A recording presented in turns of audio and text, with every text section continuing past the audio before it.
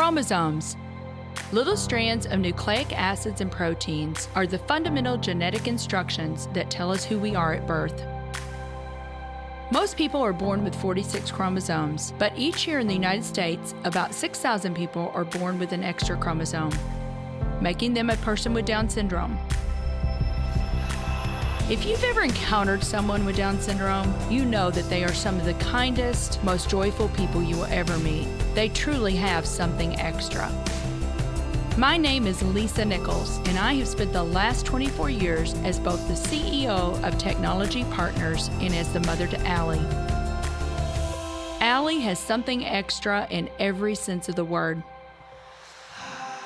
I have been blessed to be by her side as she impacts everyone she meets. Through these two important roles as CEO and mother to Allie, I have witnessed countless life lessons that have fundamentally changed the way I look at the world. While you may not have an extra chromosome, every leader has something extra that defines who you are. Join me as I explore the something extra in leaders from all walks of life and discover how that difference in each of them has made a difference in their companies, their families, their communities, and in themselves.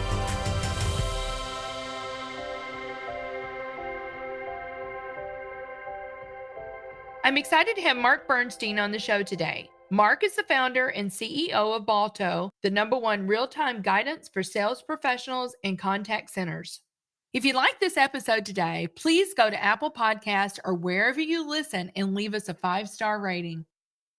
Well, Marc, I am so delighted that you're making the time to be on the Something Extra podcast today. I've really been excited about our conversation, and I cannot wait for our listeners to hear your story. Lisa, me too. Thank you so much for having me. And thank you to our mutual friend, Brittany Brown, who actually connected us. I always want to give a shout out to those people because if it had been for her saying, Lisa, I think you need to know Marc, we may not have met. And so I'm really grateful to her for thinking through that and making sure we're connected, Marc. Yeah, Lisa, how funny is it?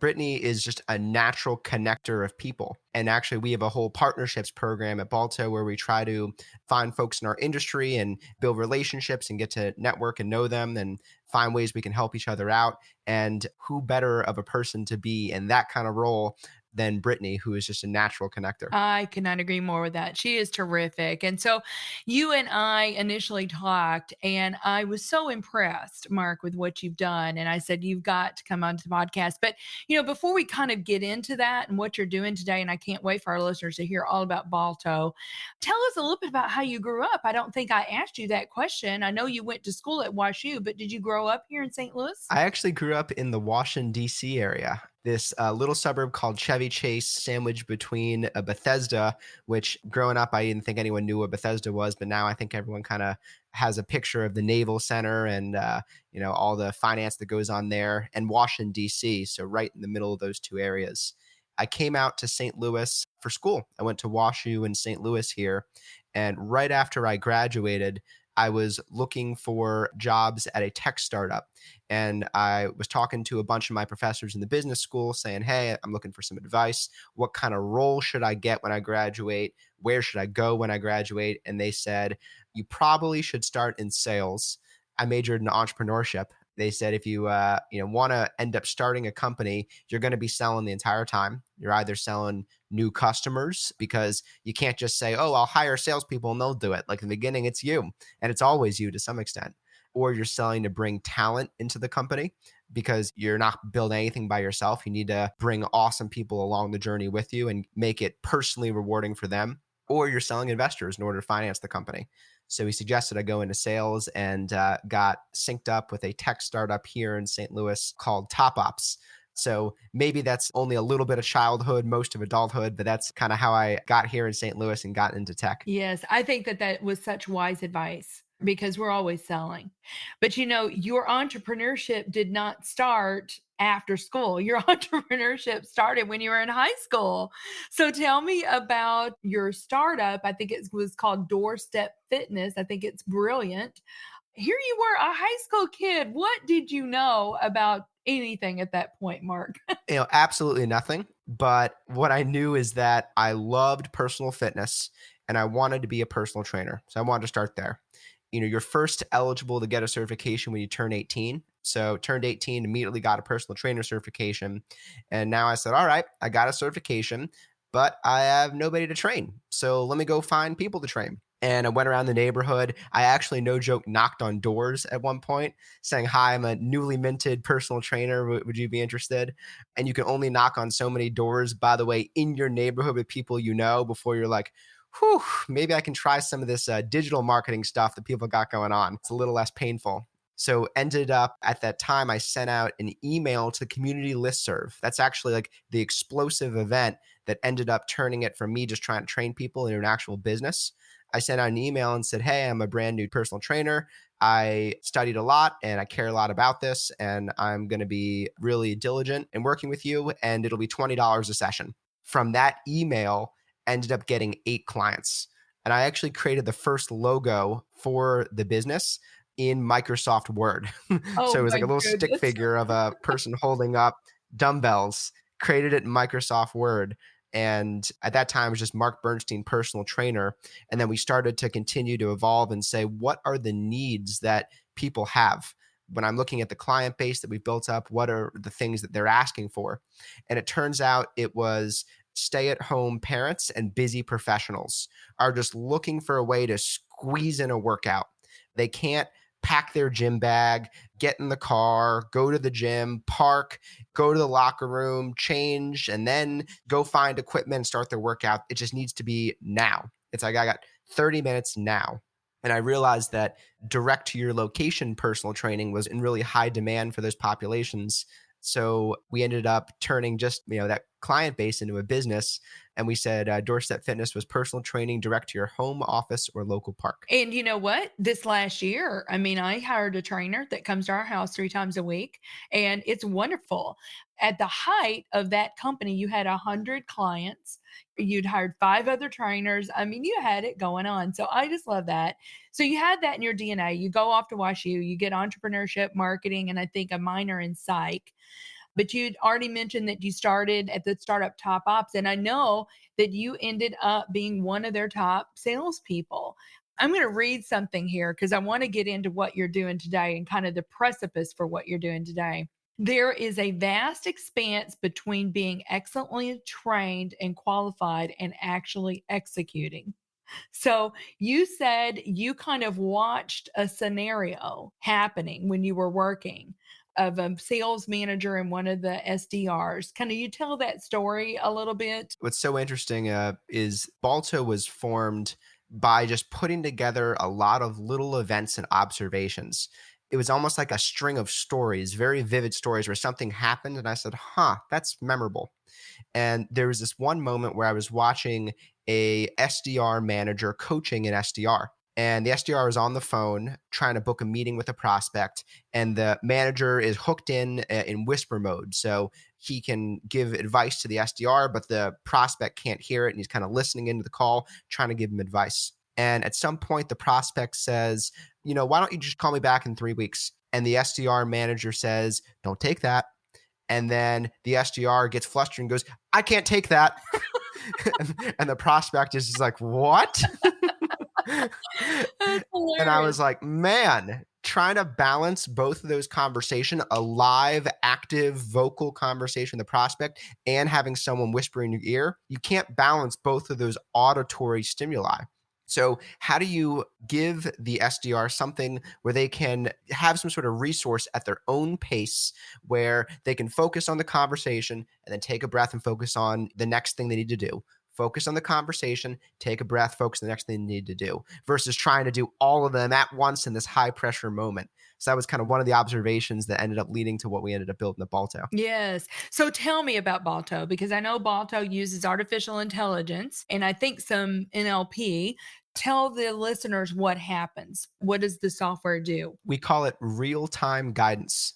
And it is AI that is analyzing everything that a sales or customer service representative says as they say it, everything the customer says as the customer says it, and in real time is giving that representative recommendations on their computer screen for how they can do a better job. So another one of the problems that I wanted to solve, Lisa, is I noticed when I was an SDR, I was an SDR for over a year. I was like, man, I am always talking too much on my calls. and I know I'm doing it. My managers have coached and said, hey, stop talking so much. I know I'm doing it. Why can't I change? And what I realized is that it's one thing to know before the call what you're supposed to do. It's another thing to know right there in the call what you need to do right now. And I was like, if someone could just tap me on the shoulder and say, hey, Mark, ask him a question, take a pause, wouldn't that be helpful? So we invented what we call real-time guidance, which is giving those sort of recommendations. You're talking too much, you're talking too fast. Someone brought up pricing. Here's your pricing questions you can ask instead of just blurting it out. If they bring up an objection like, oh, why don't you call me back? Balto will put up your talking points for what you should say instead of, okay, thanks, bye, which is the most common response. So it's all of those sort of things just in the moment helping you be the sort of representative that you want to be and you should be. It's an amazing training tool. Now, you have found that Balto not only helps in the sales process, but service, accounts receivable reps. I mean, you've got other areas now that Balto is applying to. And I think even some areas where compliance is a big issue, making sure that you are asking the right questions in the right way, right? There's a lot more to it than just in sales. But tell me a little bit about the 30% myth where you say, if you've got a 3.0 batting average in baseball, you're an all-star. But we don't have to accept that in sales. If you've got a 30% success rate, what happens to the other 70% of the calls? In sales, we do compare it to baseball all the time. And we say, oh, a 0.3 batting average in baseball is an all-star. So if you have 0.3 in sales, you're an all-star. But sales is not baseball. And there's an assumption baked into that, which is that the reason that makes you an all-star is because the other 70% of the calls you're just kind of saying are unwinnable, unqualified, never would have bought, nothing you could have done. And that assumption is kind of baked in there. So then you say, okay, let's imagine that 70% isn't all unwinnable, unqualified. Let's imagine that 70%, 1/7, you could have won. If you had done this versus that, you could have won. Well, 1/7 of 70% is going to be 10 percentage points. So you have 10 percentage points you could have won on a 30% close rate, which is a 33% increase in revenue. Like you could be 33% more productive by just doing better on 1/7 of those calls that you lost when you could have won. The fact that there's such a big lever in conversions that the math works out that way, that just getting 1/7 of your unwinnable or what you thought was unwinnable and turning it into winnable improves your revenue by 33% is bonkers. So I think that we often think that the ceiling is lower than it is. We say the ceiling of excellent performance is 30 and everything else is just junk. But I think the ceiling is a lot higher than we often give it credit for. And one thing that's really funny is we'll have folks start on Balto and no joke, we do controlled A/B tests where when you're a new customer, we actually put half your users on Balto and half your users not on Balto as a control group. So we can run an experiment and show you the difference between your Balto group and your non-Balto group. And we got back results from an A/B test last week that the Balto group closed 163% more than the non-Balto group, which is 2.6 times. Now, that's not what happens all the time, but that's how much gap there was. And no one thought that was possible. We say that fundamentally what Balto is about is scaling out excellent conversations to your entire organization with a push of a button. What happens to any business, any company, when every conversation is excellent? When every time you talk to your customers, it's excellent. And that, I think, there's so much hidden opportunity there that the entire business world still has to uncover. Yeah, it's so compelling. You've got that anecdotal story, but you've got lots. You said National General Insurance is one of the Fortune 100 fastest growing companies. They increased their sales performance by 16% using real-time guidance. Another large insurance group achieved 132% increase. I mean, it works. And so I'm so excited about what you're doing. And I want to continue our conversation, but we do need to take a quick break and we'll be right back with Marc Bernstein. Let's face it, the future is mobile. There's a good chance that you are listening to this show right now on your phone. Have you explored how you can move your business mobile too? Our mobile apps team at Technology Partners makes it their mission to move our clients into the hands of their employees and customers and change their business processes to meet the demands of their users. Let's work together and build a dynamic mobile app for your team. Go to tpi.co/mobile apps and get the conversation started about how we can help you get your new application off the ground. So, Marc, I want to camp out on this just for a minute more. I love what you said in this article that you'd written. You said your top performer is not your ceiling. Perfection is your ceiling. And you and I were just talking about this. And the top performer, listen, none of us ever reach what I would consider the summit. There's always a next level, right? So your top performer could even get better and improve, right? The top performer, and that's oftentimes what we do in organizations. This is the gold standard, but I think that's a fallacy. It's funny because this is just true in business, and it's also true across life. People talk about Roger Bannister breaking the 4-minute mile. And then after he did that, there was a wave of other people who were able to run a 4-minute mile. And now really good high school athletes can run a 4-minute mile, which was previously thought to be impossible. So, we continue as people to be surprised at what we're capable of. And I would maybe give you a quantitative example and say, let's imagine you have a 20-person sales organization, pretty beefy sized sales organization, and you take your top performer. Well, that means that that person is in the number 1 out of 20, which is the top 5%.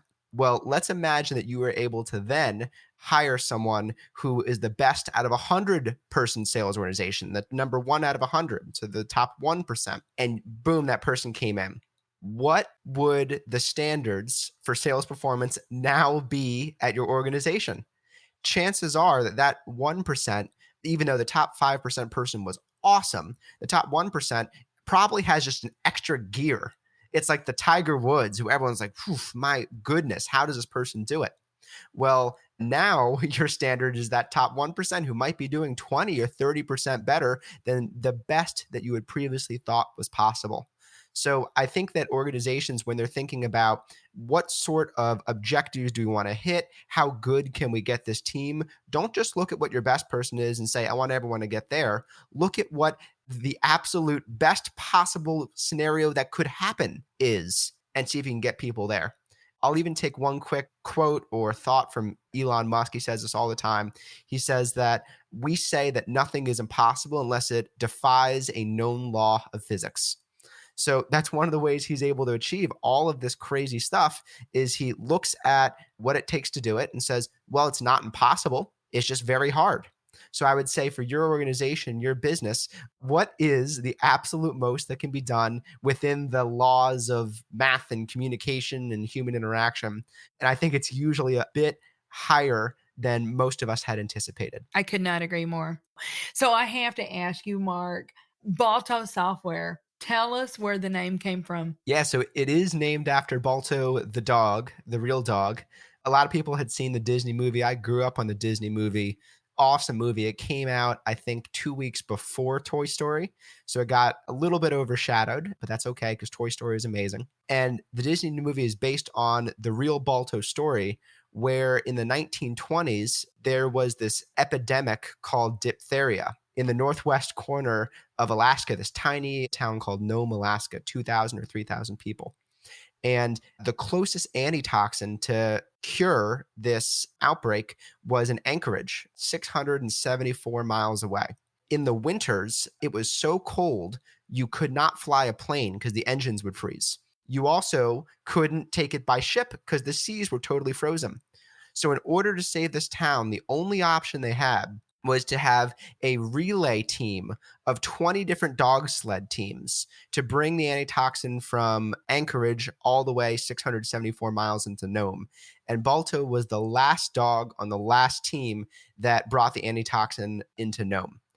Now, besides the fact that it's just a great American story and, a story of heroism and all that, we love the relationship that Balto and the musher have there. Because Balto was using abilities that he as a dog had that people didn't. A sense of smell, be able to stick to the trail, the ability to keep all the dogs mushing in order. But Balto wasn't in charge. Balto didn't say, I'm going to Nome, everyone. I'm going to go save this town. The musher, the human, is in charge. And now when we look at AI, people talk about AI, they think about AI as like these robot overlords that are going to take over everything. And I don't think that's the right relationship to be thinking about human and AI right now. AI in this era is going to have and does have abilities that people don't have. People currently have abilities that AI doesn't have. And both of those abilities need to be combined to create better outcomes where the overall more sentient being, the people, are in charge. And that we want AI to have the same relationship with people that people have with dogs. We want that to come through in our brand and in our name. And that's how we ended up choosing on Balto. I think it's brilliant. And if you have not seen that movie, listeners, please watch that movie. It is so good and so inspirational. And then you'll understand even more why Marc wanted to choose that as the name. So, Marc, I am so grateful. We are so blessed to have you here in St. Louis. I mean, you went to school here at WashU, but you didn't grow up here. And I'm so glad that you decided to stay. Yes, St. Louis hooked me. It might have been a Forbes article or Time article, and it said 100 best cities in the world. And St. Louis was named one of the 100 best cities in the world with an incredible culinary scene, and it's a wonderful place to be. But one of the things that people here in St. Louis know, and a lot of folks outside don't know, is they call St. Louis a big, small town where it's a metro area of 2.8 million people. I think there's 8 Fortune 500. So we got MasterCard here and Centene, Cigna, Express Scripts. So there's a lot of big businesses, which means there's a lot of opportunity for work and different industries that sprout up. We have the Danforth Plant Science Center, and them in combination with Bayer Monsanto have created this huge ag tech scene, really incredible. So there's all these opportunities, but it's very neighborhood by neighborhood. So you build these little communities here in St. Louis where you see the same people all the time. You go to the same coffee shops. People know your names. You somehow have a connection with everyone else that you've met, where this person knows that person.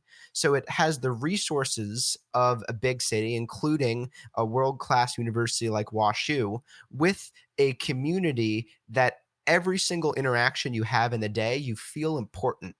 I came from the Washington, D.C. area, and on the East Coast, you're moving so fast and you have so many interactions with so many people that you can't treat every interaction as important.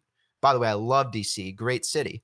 That's maybe one of the downsides is you see so many people, it's just on to the next one. But because you in St. Louis are generally having overall fewer interactions in your day, everyone is a connection. Everyone feels special. And it means that you're able to build a community here that I think is harder to find in a lot of bigger metro regions. I love it. Well, I'm so glad. Like I said, Marc, I'm so glad that you stayed. And we're not from here either. Greg and I are from Kentucky, a small town in Kentucky. And when we moved here, we moved with McDonnell Douglas. We were recruited right out of school to work for McDonnell Douglas. And we said, oh, we'll be here probably for 2 years and then we'll go somewhere else. And that was 37 years ago. And so we too have found it just to be a wonderful place. And people are just willing to help, I feel like too. So I'm sure, Marc, you've had some mentors, you've had some advisors over the years that have spoken words of life into you as you've been on this entrepreneurial journey. Are there any words of advice from a mentor that have stuck with you today that you can share with our listeners? So many. I'll just choose maybe one or two, though. I think that one of the things that has continued to surprise me is you take on a new challenge or a new type of work or new responsibilities, and then you get good at those responsibilities. And you're totally within your strength band and you're conquering and tackling it all and you're doing great. And you feel like, perfect.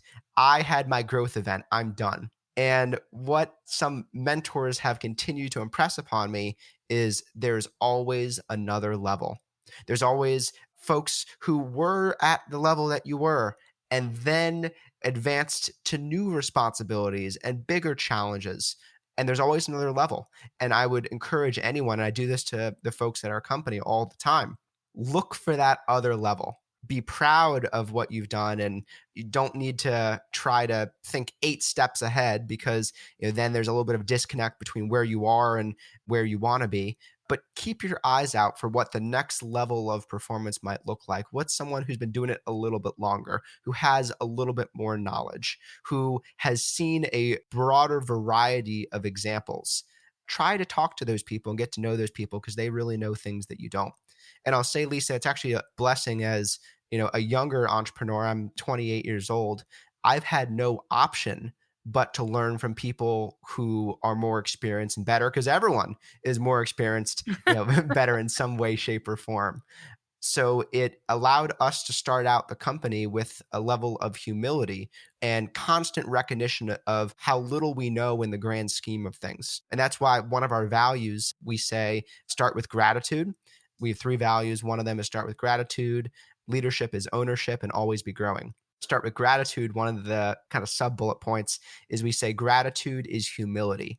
It's recognizing others and the contributions and impacts they've made that allowed you to get to here. It's recognizing the times in which you just got lucky or fortunate and where your skills weren't the thing that made it happen. It's you got lucky. And you need to recognize when did you make it happen and when did you get lucky? And all of these things together are what produce our successes. So I would say keeping an open mind, but what the next level performance looks like, always be looking for what great people are doing and being humble about where you are now, not thinking that you're the cat's meow or whatever the more modern phrasing is of that, but instead being humble about where you are and all that you have left to go. Yeah, humility is so important. And, I'm reminded of that quote, Mark, that says, if I've achieved anything, it's because I have stood on the shoulder of great men and great women. Somebody got you to here. They've done all of these things to get the ecosystem or whatever it may be, the university system to where it needs to be. And then you're standing on the shoulders of that and going further. So I could not agree with you more on all of those things. And gratitude, I always say, it's really hard to be disgruntled when you start with gratitude. And we can all find something every day, I believe, to be grateful for. And it could be a very small thing, but look for those things and celebrate how far you've come, but always know that there's always a next level. Well, this is called something extra. I would like for you, because you've got a special team member that I know you want to give a shout out to about something extra that you've noticed in this person. And I think it's Tyler Wonderlick. Do you want to tell us a little bit about Tyler? Lisa, if I could talk about everybody, I would, but you said I had to choose one. So I'm choosing Tyler. First of all, huge congratulations to him and his wife, who had a newborn baby just 3 weeks ago and is out on paternity leave. And at the same time, we're putting together some really big plans for product releases and meeting a whole bunch of strategic partners to the company. And we were trying to put together all these plans across different leaders in the company. And Tyler, you couldn't keep him away. And he's on paternity leave. He says, Mark, how can I help? I said, Tyler, we're good, bud. We're going to figure this out. And he said, well, maybe I can just come in for an hour and explain how my function works here, or maybe I can just contribute in this way and run some numbers for you. And when you think about what we're trying to do at Balto, first of all, we're not trying to get people to work on paternity leave, so shame on you. I'm just kidding. What really matters there is the passion and the effort to being there for the team and being there for our customers. And he's our VP of customer success. And you couldn't think of somebody who is willing to jump at the drop of a hat to do something special for our customers. You can't think of anyone who would do that more than Tyler. So there he is with a newborn baby, balancing those responsibilities and also taking care of his team and customer success, taking care of our customer base, taking care of the broader company. And that sort of commitment is really, really special. Absolutely. Yeah. That's that owner mentality, isn't it? Well, what do you believe is the something extra that every leader needs? I think beyond the stuff that you hear often, like empathy, which is very real and very important, or putting others first, very real and very important. I think that what a great leader needs to do is figure out how you can package up all of the messy, chaotic information out there because we're all getting bombarded with different information and requests and things to do and things we need to get back to people about. And how can you package all of that up into a very clear message for the folks who you're working with and say, when you look at what's most important, it's that we really need to do this. I think that clarity is one of the most important things. And a lot of leaders go, oh, okay, I'll just be empathetic and put people first and be a cheerleader for the team. And it's like, those are important attributes for sure. But people are counting on you to see the full picture and to help share that picture with them. I think that's one of the things that folks often underestimate is how important it is to be providing that perspective for the people that you're leading. Yes. Greg calls it the entree. Make sure you're serving up the entree and not just the side dishes. So I love that. Clarity is really important. So, Marc, I want you to tell the listeners anything that you want to talk about before we sign off here. We just released 2 new products at Balto. Biggest product releases we've done since maybe 2018. We call it real-time coaching and real-time QA. Real-time coaching is every manager's dream. Like, you think about how you have 5, 10, or 20 reps that you're working with and managing, and you're thinking, what if the second they needed help, they were having a tough call, someone gave in an objection, or they forgot to do something they really should have done, that the second they needed help, you got a notification as a manager and it said, boop, there you go. This rep needs help on pricing. They're in a tough pricing conversation right now. And what if you could then click a button and listen to the call and say, okay, let me hear what's going on.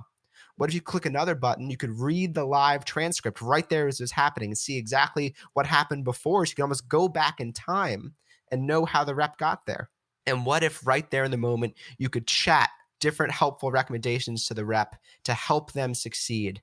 And you think about the best coaching experiences that we've all had as people, and it's when you and your manager are working together to get the win. And you both close the big deal together, and you, back when people were in person, you leave the client's office and you high five and say, wow, we did it. How can we create a culture where the rep and manager are working together versus the manager sitting back saying, do you know what you could have done better there? Like, let's change that culture. And we're doing that with real-time coaching that allows you to right there jump in and help reps when they need it most. And then as far as real-time QA, we built the ability to automatically score 100% of your calls. So you put in a scorecard, you put in criteria, and you say, hey, I want to do quality assurance on 100% of the calls in real time. I want to know exactly what the score is of every call, section by section, item by item, agent by agent. And Balto allows you to do that right there in real time for 100% of calls, which for QA leaders means lower QA costs, higher accuracy because it's not subjective, and you're getting 100% of calls. So you're able to catch and see everything versus just see 2 to 4 calls a month, which is about the average that a QA leader will review per agent. So we're really excited about those 2 product releases, and people can check it out by going to balto.ai, or they connect with me on LinkedIn at linkedin.com/in/Balto CEO. That is fantastic. I hope our listeners check that out. Well, Marc, this has been so much fun for me. Thank you so much for making the time to be on the show today. Like I said, I'm so excited about what you're doing. I believe Balto is going to change the way that we operate. And I just hope that a lot of our listeners check you out. So thank you again for making time to be on the show. Lisa, my pleasure. Thank you so much. Really had a good time today. Thank you for listening to today's show. Something Extra with Lisa Nichols is a Technology Partners production. Copyright Technology Partners, Inc. 2019. For show notes or to reach Lisa, visit tpi.co/podcast. Don't forget to leave a review on Apple Podcasts, Google Play, or wherever you listen.